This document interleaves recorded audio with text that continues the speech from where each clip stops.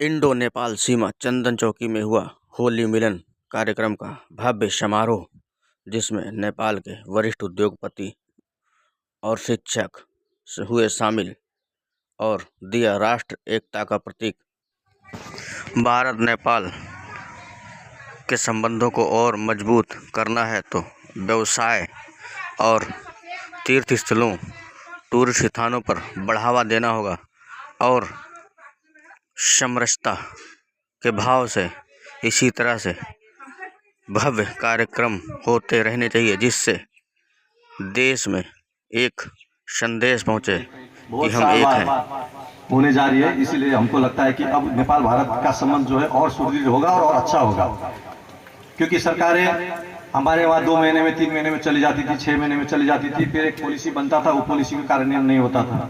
अब जो है इस आशा में हम लोग हैं कि अब चलो नेपाल भारत का व्यापार और संबंध ये सब अच्छे होंगे और हम लोग का भी अभी इंडिया से बहुत गेस्ट लोग आ रहे हैं और अब आना भी चाहिए, क्योंकि हम लोग के वहाँ पर्यटन के क्षेत्र में धनगढ़ी से 25 किलोमीटर ऊपर में जो टेम्परेचर बलिया और धनगढ़ी में उससे 10-15 सेंटीग्रेड कम है। तो हिसाब से अब जो भी है, जैसे हमारे गड़ेलधुरा है वहाँ से 140 किलोमीटर है, वहाँ भी एक उग्रतारा मंदिर है जो शक्तिपीठ है हम लोग का, जो सुदूर पश्चिम में 7 शक्तिपीठ हैं, उसमें से एक गड़ेलधुरा भी है। गड़ेलधुरा में जाएंगे तो ऐसा एहसास होगा जैसे अब नैनीताल घूम रहे हैं। और नैनीताल में क्या हो गया कि अब ऐसा स्थिति हो गया कि वहाँ क्राउड बेसी हो गया और नेचुरलिटी भी कम हो गई। और हमारे गड़ेलधुरा में ऐसा नेचुरलिटी है कि एक बार जो जाएगा वो कहेगा हाँ ये है, बार बार जाने का इच्छा करेगा। इसलिए अब जो है हम लोग ये पर्यटन हमारे देश में जो है पर्यटन में ये सब में मंदिर, जैसे हमारे सुदूर पश्चिम में 7 माताओं का मंदिर है, वो भी पर्यटन के हिसाब में है और जगह भी है नेपाल भर में, तो मंदिरों का ही देश है नेपाल। तो इसलिए हम आप लोग को निवेदन भी करते हैं, अब हमारी जो नया सरकार बनेगी उसमें हम लोग कुछ और सुदृढ़ करके आगे बढ़ाएंगे और पर्यटन को विकास करेंगे। और आज का इस कार्यक्रम को रवि जी ने इनवाइट किया हमको, और सारे कमांडेंट साहब सबको धन्यवाद। और आज होली मिलन कार्यक्रम में बुलाने के लिए हम और हमारे टीम की तरफ से धन्यवाद। जय नेपाल, जय भारत। जय नेपाल। नेपाल के सम्मानित गण और मेरे प्रिय साथियों और उपस्थित सभी भाई बहनों, होली केवल रंगों का प्रयोग नहीं बल्कि यह प्रेम, सौहार्द, भाईचारा और एकता का प्रतीक है। यह पर्व हमें यह संदेश देता है कि हम अपने मन की सभी शीघ्रता और भेदभाव को जो भुलाकर एक दूसरे के प्रेम और सम्मान के रंगों में रंग दें। भारत और नेपाल के बीच का संबंध केवल पड़ोसी देशों का ही नहीं, बल्कि यह इतिहास, संस्कृति, धर्म और परंपराओं से जुड़ा हुआ गहरा और आत्मीय रिश्ता है। हमारे त्यौहार, हमारी भाषा, हमारी परंपराएं और हमारी भावनाएं भी बहुत हद तक एक हैं, क्योंकि आपने देखा होगा कि इंडिया और नेपाल का भाई बहन का और बहू बेटी का रिश्ता है। और होली का यह उत्सव हमें यह अवसर देता है कि हम दोनों देशों के बीच की मित्रता और सहयोग को और अधिक मजबूत बनाएंगे जब हम साथ मिलकर त्यौहार मनाते हैं। और यह संदेश आता है कि हमारी मित्रता की डोर रंगों की तरह ही उज्जवल और मजबूत है। मैं कामना करता हूं कि होली के ये रंग भारत और नेपाल के संबंधों को और अधिक मजबूत बनाएंगे और हमारे बीच शांति, सद्भाव और सहयोग को हमेशा कायम रखेंगे। अंत में मैं एक बार फिर आप सभी को होली की मिलन की हार्दिक ढेर सारी शुभकामनाएं देता हूं।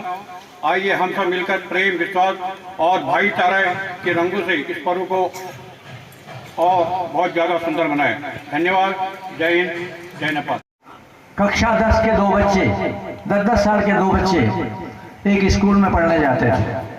एक बालक जरा देर से पहुंचा था, अभी तक आप सो रहे हो तो जरा जग जाइए। तो तो दूसरे ने पूछा भैया तुम हमेशा देर से आते हो, बात क्या है?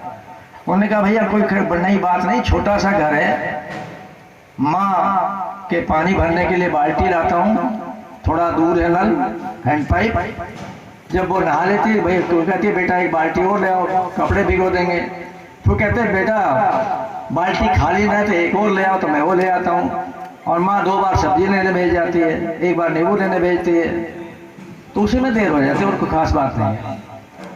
इस बच्चे ने कहा दूसरे तेरी माँ को देती है क्या? बालक का जवाब पड़ेगा माँ क्या देती, माँ ने जन्म दिया, इससे ज्यादा क्या देगी? कि मेरी माँ तो देती। क्या देती है? उन्होंने कहा अगर वो मुझे एक बाल्टी पानी भरने भेजेगी तो मैं कहता हूँ लाओ 10 रुपए, दूसरी बार भेजेगी मैं कहता लाओ 10 रुपए, सब्जी लेने भेजेगी मैं लाओ 10 रुपए, और वो दे भी देती है। ये बात 10 साल के बच्चे के मन में घर कर गई कि इसकी माँ देती तो मेरी माँ क्यों नहीं दे सकती? बालक आया, चुप, माँ से बोला नहीं। माँ जब बाथरूम में नहाने गई, पानी भी अपने आप लाई जो ला नहीं सकती थी, तो उसने कागज पर लिखा बच्चे ने, अम्मा तुमने मुझे 3 बाल्टी पानी लेने भेजा, पर राउंड 10 रुपीज, टोटल 30 रुपीज। तुमने 2 बार सब्जी लेने भेजा, पर राउंड 10 रुपीज, टोटल 20 रुपीज। तुम भूल जाती हो, तुम बीमार रहती हो। फिर मुझे नींबू लेने भेजा, पर round 10 rupees, total 10 rupees, grand total 60 rupees. रख करके जो माँ प्यार का हाथ सर पर रखकर कमर में बस्ता लटका करके दूर तक देखती थी, उस माँ से मिला बिना मेरे चला गया। माँ जब बाथरूम से निकली, उसने ये पढ़ा, बेहोश हो गई। पौना घंटे बाद माँ को होश आया, माँ का माथा तो जगह। उसने दूसरे पन्ने पर लिखा, बेटा मैंने तुमको 9 महीने गर्भ में रखा, पेमेंट निल। अपने छाती का दूध पिलाया, पेमेंट निल। तुम्हारा टट्टी पेशाब धोया, पेमेंट निल। बहुत सारे काम गिना क्या, टोटल निल। अब वो आया, फिर उसने वो पढ़ा, अगले दिन फिर बिना बताए चला गया और जाकर के उस लड़के की इतनी पिटाई की जिसने गलत सीख दी थी, बहुत मारा उसको कि तुम मुझे बरगलाते हो। केस चला कोर्ट के अंदर। मैं उस जज को धन्यवाद देना चाहता हूं जिसने निर्णय माँ और बेटे के पक्ष में किया। जिस बेटे को गलत दिशा दी गई थी उसको बाहर निकाला गया, सर्टिफिकेट किया गया उसको। उस विद्यालय को भी धन्यवाद देना चाहता। भारत और नेपाल प्रकृति एक है, हम माँ की नहीं सुनेंगे।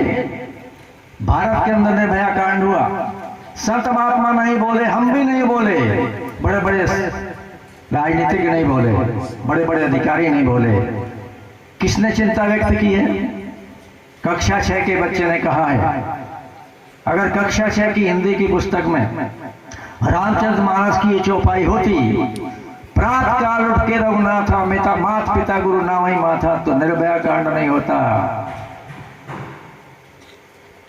कौन बोल रहा है?